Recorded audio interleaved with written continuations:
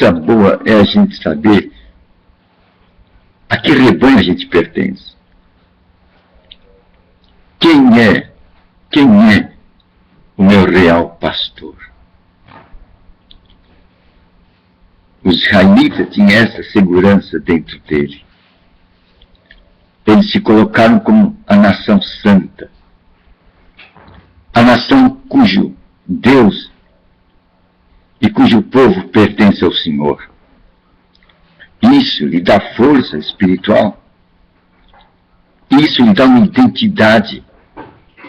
Pois agora você sabe como proceder, pois você pertence a um rebanho.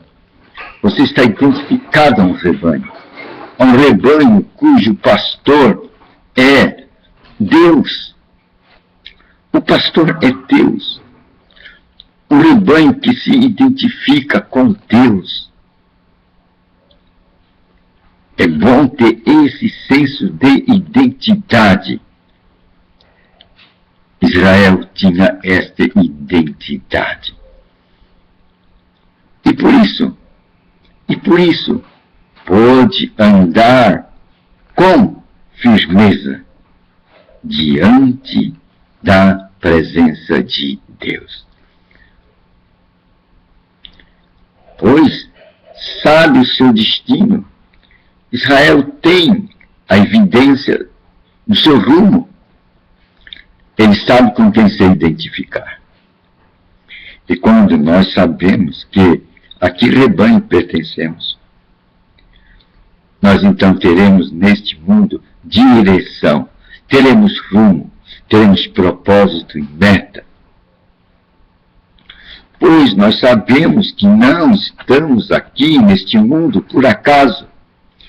Estamos aqui neste mundo para fazer uma missão. Estamos nos defrontando com outro rebanho, o rebanho do adversário.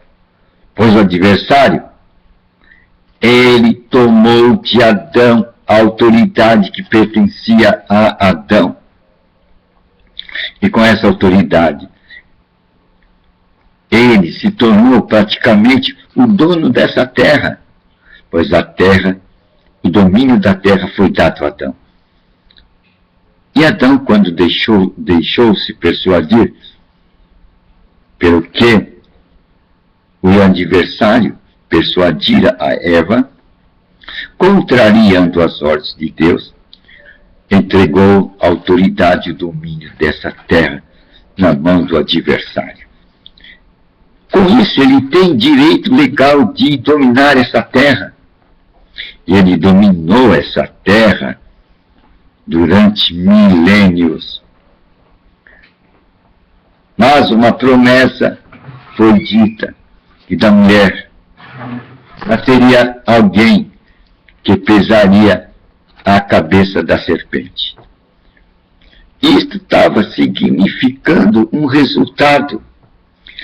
Este inimigo perderia a sua autoridade. Aquela autoridade que ele conseguiu tirar de Adão por astúcia. Ele iria perder de um filho da mulher. E isto realmente já aconteceu há 2000 anos atrás, quando Jesus Cristo nasceu neste mundo. E no Calvário entregou a sua vida. Ali Jesus pisou a cabeça da serpente. Ali Jesus foi para o inferno, pois recebeu o pecado de toda a humanidade, a doença de toda a humanidade. Mas, embora entrando com essas qualidades negativas lá no inferno, e pagando o preço dos nossos pecados, ele foi justificado pela sua obediência ao Pai, pela sua submissão ao Pai. E ele sendo justificado diante das cortes celestes, ele estava nos justificando. Ele nos justificou. Daí o apóstolo Paulo dizer, nós somos agora a justiça de Deus. Nós somos agora a justiça de Deus. porque Jesus Cristo nos justificou diante de Deus e das cortes celestes. E nesse momento que a corte celeste decidiu que estava justificado, o Espírito Santo veio sobre Jesus. E Jesus se tornou poderoso. Ele enfrentou Satanás, humilhou Satanás diante de todas as suas hostes e tirou-lhe a chave do inferno e a chave da morte. Agora Jesus estava investido do poder de ressurreição. E esse poder de ressurreição é o poder do Espírito Santo, a vida de Deus. E o apóstolo Paulo diz que esta mesma vida de Deus que ressurgiu Jesus Cristo da morte, essa mesma vida nos ressurgiu também. Somos ressurretos do estado espiritual de morte através desta mesma vida. Esse poder de ressurreição, o Espírito Santo que ressurgiu Jesus Cristo. E assim como Jesus foi ressuscitado dos mortos pelo poder do Espírito Santo, nós também somos ressuscitados dos mortos pelo poder do Espírito Santo. E agora, como estamos mortos? O homem natural é um homem diante de Deus, naturalmente morto. O homem natural, espiritualmente, no mundo espiritual, nesse reino espiritual, ele é visto como separado de Deus. E tudo aquilo que está separado de Deus, para o mundo espiritual de Deus, está morto. Por isso que as Escrituras dizem que o homem natural ele não entende as coisas de Deus. Ele não entende as coisas de Deus.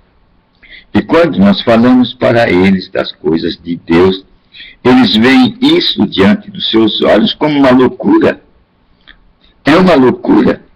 E eles podem dizer em alta voz, eu não creio em milagres. Eu só creio naquilo que toco e que vejo. Essa é a postura do homem natural. Ele está do lado do outro rebanho. Ele não sabe nem com quem se identifica. Ele não sabe que ele tem a natureza do adversário de Deus. Ele tem dentro de si, ele carrega dentro de si todos os atributos do adversário de Deus. É por isso que é natural no homem o ódio, o rancor, a mágoa, a tristeza, a depressão. São fatos espirituais. São atributos do adversário que vão gerar doença e morte. Pois nós sabemos que a missão principal do adversário é matar, roubar e destruir.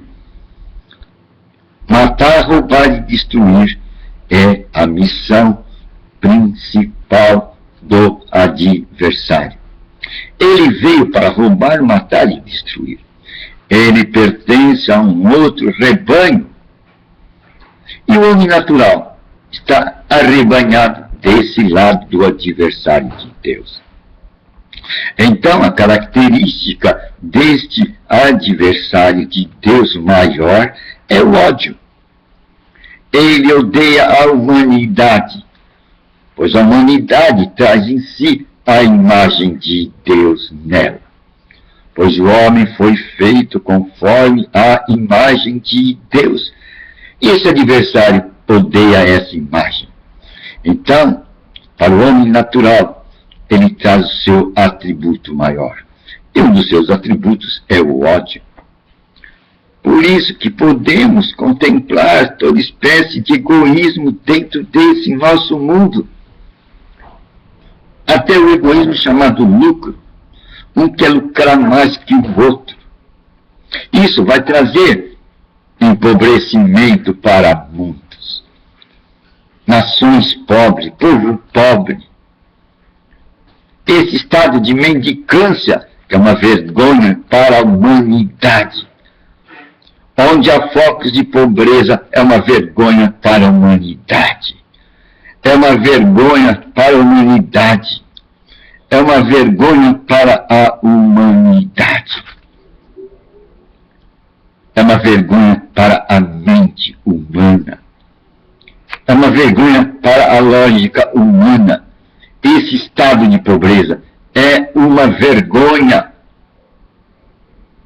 É uma vergonha. Pois qualquer um sabe que isso é fruto de egoísmo. Fruto de egoísmo. Concentração de riquezas. É fruto de egoísmo. E esse egoísmo tem um pai por trás. E o pai é o adversário de Deus. É esse que tem arrebanhado o homem natural. Por isso que a Escritura diz, o homem natural não conhece nada de Deus. O homem natural não conhece o Espírito Santo. Nunca ouviu, nem sabe dele. Ele está longe dos rebanhos de Deus. Ele só vive diante dos órgãos dos sentidos, no que vê, no que ouve, no que testa, cheira, degusta. Não conhece nada sobre fé, pois não conhece o rebanho de Deus. Não se identifica com o rebanho de Deus. O meu justo viverá da fé. Nem só de pão viverá o homem, porém viverá de toda palavra que sair da boca de Deus. Essa é a direção do rebanho, daqueles que estão arrebanhados no partido de Deus. Então podemos ver dois grandes partidos nessa terra, ou dois grandes rebanhos, o rebanho de Deus e o rebanho do adversário. O de Deus tem uma característica, e a maior característica de Deus é o amor. Então, nessa atmosfera de amor, vem perdão, vem toda essa faceta de perdoar o próximo, de ajudar o próximo, de querer o bem do outro, de contribuir. Isso faz parte do exército de Deus, onde se fala de abnegação. Isso, onde só pensa o bem, onde só quer construir, com um propósito comum. Isto é o amor, é o lado de Deus. E é bom como quando a gente consegue identificar de que lado nós estamos. Pois assim, as nossas ideias serão claras, as nossas metas serão claras. Nós não vamos cometer atos que vão destruir o nosso corpo ou o corpo do outro.